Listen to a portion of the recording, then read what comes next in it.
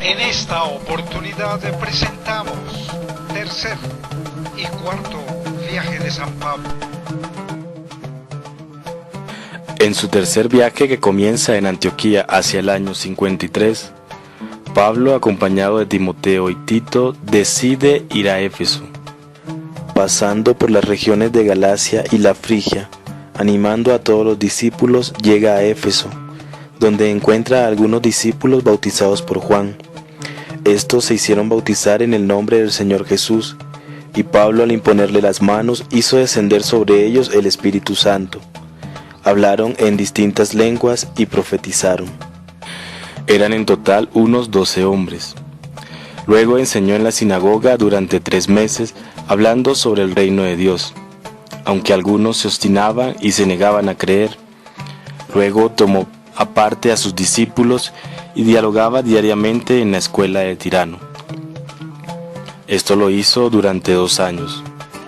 Todos los habitantes de la provincia de Asia, judíos y paganos, tuvieron ocasión de escuchar la palabra del Señor.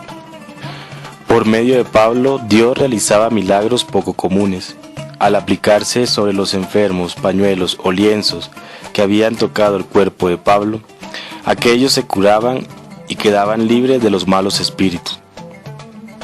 Todos los habitantes de Éfeso, tanto judíos como paganos, se enteraron y glorificaban el nombre del Señor Jesús, y un buen número de magos traían sus libros y los quemaban delante de todos. Así, por el poder del Señor, la palabra se difundía y se afianzaba. Después de esto, Pablo se propuso ir a Jerusalén, pasando por Macedonia y Acaya. Envió a Macedonia a Timoteo y Erasto, y él permaneció en Asia un tiempo más. Se produjeron graves desórdenes a causa del camino del Señor proclamado por Pablo y la protección del culto a la diosa de los efesios llamada Diana. El secretario de la ciudad consiguió calmar la multitud. Pablo exhortó a sus discípulos, se despidió de ellos y partió hacia Macedonia. Y luego llegó a Grecia, donde permaneció 3 meses. Cuando iba a embarcarse para Siria, los judíos tramaron una conspiración contra él, y por eso decidió volver por Macedonia.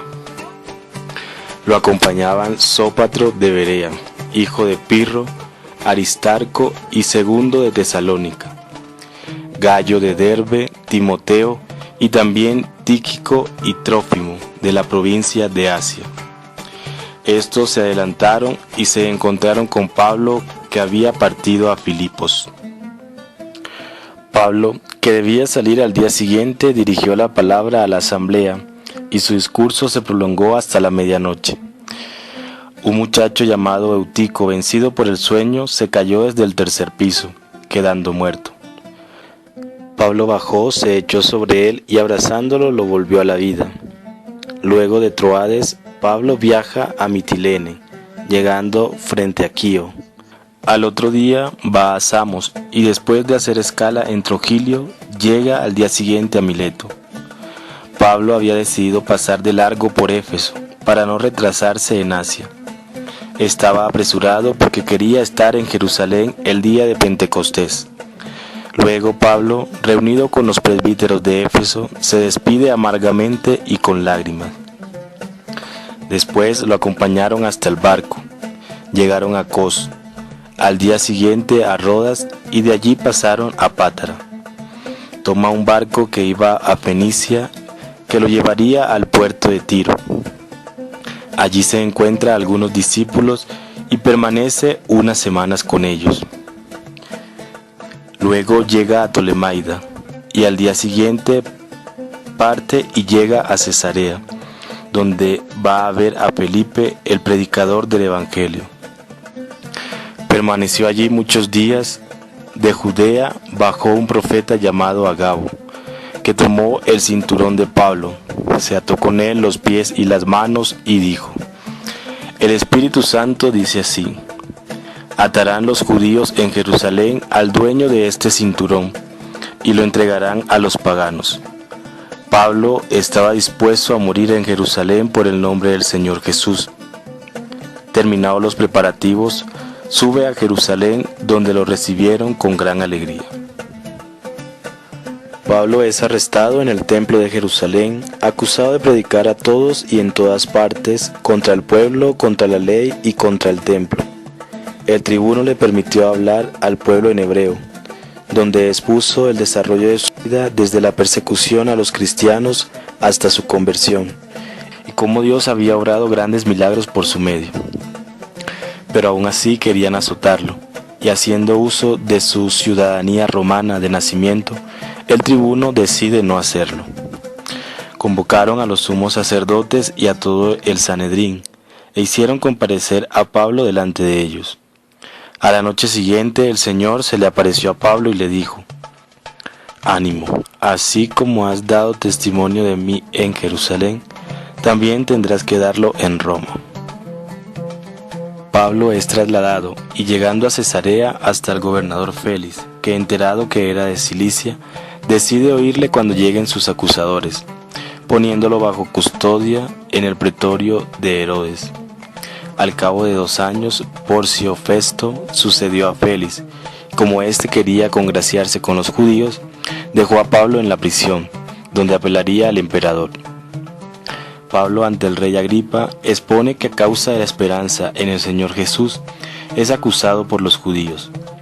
Festo lo trató de loco.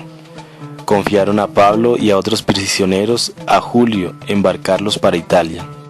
Al día siguiente llegaron a Sidón. De allí partió y navegó al resguardo de la isla de Chipre, atravesando el mar de Cilicia y de Panfilia, llegando a Mira de Licia. De allí zarpó rumbo a Italia, llegando a la altura de Gínido, navegando al resguardo de la isla de Creta hacia el cabo Salmoné, llegando a un punto llamado Buenos Puertos, cerca de la ciudad de Lasea. Llegaron a Fenice, un puerto de Creta que mira hacia el suroeste y el noreste, para pasar allí el invierno. Comenzaron a bordear la isla de Creta, navegaron a cubierto de una pequeña isla llamada Cauda. Al día siguiente, como la tormenta todavía arreciaba, los marineros comenzaron a arrojar el cargamento, llegando a la isla llamada Malta, donde Pablo cura al padre del principal llamado Publio, que estaba en cama con fiebre y disentería. Al cabo de 3 meses se embarcaron en un navío, haciendo escala en Siracusa. Bordeando la costa llegaron a Regio. Al día siguiente se levantó un viento del sur y en 2 días llegaron a Puzzoli. Luego llegaron a Roma. Pablo vivió 2 años enteros por sus propios medios, recibiendo a todos los que querían verle, proclamando el reino de Dios y enseñando con toda libertad y sin encontrar ningún obstáculo a lo concerniente al Señor.